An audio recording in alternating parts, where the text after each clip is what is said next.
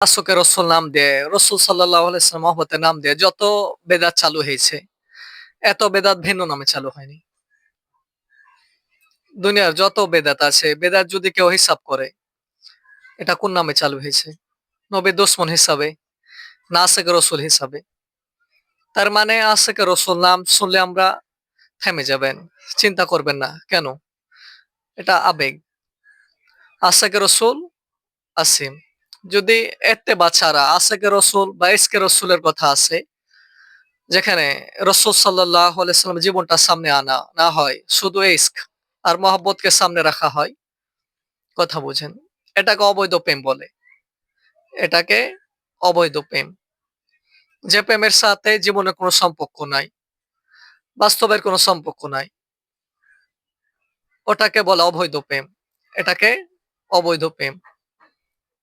মানে বুঝেন কি প্রেম? অবৈধ প্রেম। রাসূলুল্লাহ সাল্লাল্লাহু আলাইহি সাল্লামের জীবন অনুযায়ী জীবন সাজানো, কোনো পরিকল্পনা নাই। শুধু আছে এক ফ্লেভার ইশকে নবী। ইশকে নবীর মাধ্যমে পুরো উম্মতকে গুমরাহ করা হয়েছে। যত বেদাত উম্মতের ভিতর আনা হয়েছে, 99% ইশকে নবীর নামে আনা হয়েছে। সব বেদাতের গোড়ায় কি? ইশকে নবী।